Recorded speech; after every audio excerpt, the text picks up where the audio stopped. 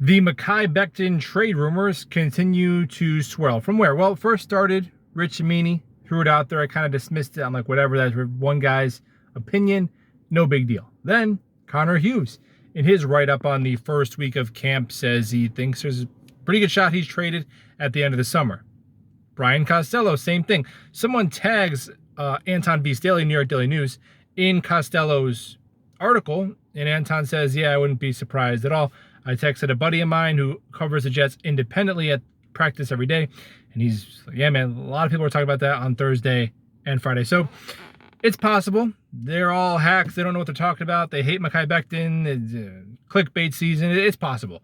But at least from my perspective, there have been times where I've thought things like that about something the beat was kind of onto, and it turned out that they were correct. That's happened to me before. So it is possible that there is at least some embers where this smoke is coming from. And do I want them to trade Mekhi Becton? No. But would it be shocking? I think if we take a step back from our fandom as best we can, no, it wouldn't be shocking at all if this regime and Mekhi Becton kind of both want to go their separate ways, just like Elijah Moore and them did, and Denzel Mims did, and so did the team.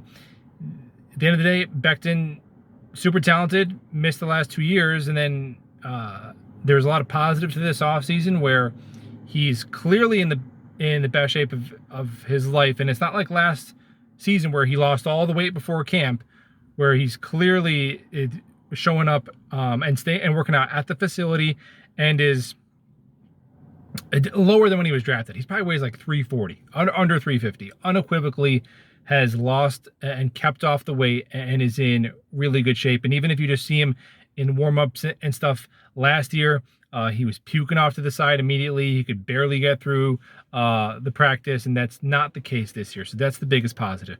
However, I don't think we can completely discount the significance of the scathing accusation of him saying the Jets essentially created a negligent workplace and led to him getting injured, an injury that could threaten his career and livelihood. That happened.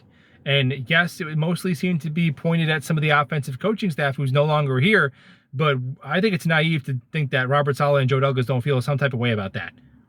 You're the head coach, you're the GM, you're the bosses. Under your watch, you were negligent, and you got me injured. And maybe the Jets did. It's a he said, she said thing. I have no way to know. Now, from Mekhi's perspective, I do wish that built into that was the admission that him being 60 pounds too heavy likely didn't help his knee heal. But at this point, you got to have that be water under the bridge. And now you have Aaron Rodgers, and now you're trying to put together the best team you can in 2023.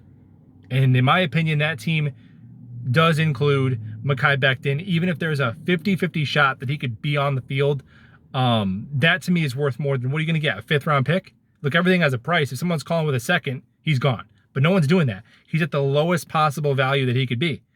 And you move him for some 5th-round pick that maybe could develop into a starter when Rodgers retires.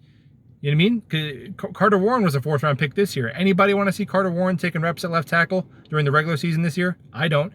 It's a developmental player. And if you were going to move him or anybody, in my opinion, you should have done that before the draft and get somebody in here now, because we're in a win now mode. And I understand that guys like Brown and Turner, who have been around, or Mitchell, who's been getting a lot of praise, Mekhi's got to earn it. I'm not doing the whole, I'm not playing fan police, do what you want, but the whole, like, he's my left tackle. It's like, dude, I just want the best 5 to play. I am a fan of the Jets over any individual player. There's guys that I like a little more than others, or that I followed like since their college career and all that, but I have no allegiance to any individual player over the team. If Max Mitchell and Dwayne Brown are better at football than Mekhi Becton come 9/11, so be it. It can't be a war crime to ask people to earn shit. Mekhi has a huge opportunity in front of him. Dude, even if it's at right tackle, you are going to be protecting Aaron Rodgers in primetime games. People are going to take note. And teams that need a left tackle next year, whether it be the Jets who will, or anybody else, yeah, your knee holds up, you're in shape, you're doing what you got to do, someone's going to pay you to come play left tackle. The question is not whether or not Mekhi Becton can play left tackle or not. The question is, can his knee hold up?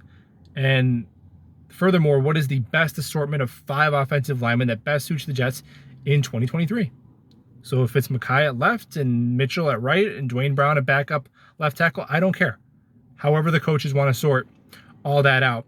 But the ceiling of what this offensive line could be, to me, is objectively higher with Mekhi Becton on it. And whatever percent chance that he could stay healthy, I'm still taking that shot. I'm still taking that shot and rolling with Mekhi one more time. You know, you wish some of the ways he's handled things would be a little different. Whatever, he's a young kid. You're not going to have 53 Carl Lawsons on your roster who just don't say a word, have a 1% work ethic, come back from an Achilles in the best shape of their life, have another setback, don't say that, don't mention it to anyone, earn their spot, don't miss a practice, don't miss a game. You would love 53 Carl Lawsons, but from a leadership perspective, you're not going to get that. It's not realistic. So unless we have evidence that Mekhi Becton is A, demanding a trade, which I have none, or B, is some sort of locker room cancer, which I have none, taking a shot. It is my opinion that if the Jets are going to have a good offensive line this year, it's because Mekhi Becton is healthy and he's playing one of the tackle spots. It's hard for me to get super fired up about this offensive line, to be honest, if he's out of the equation, with all due respect to the other tackles on the roster. So there's my 2 cents. I just don't think it's worth it at this point. Let's roll with him for one more season and then figure it out from there. And we'll talk all soon.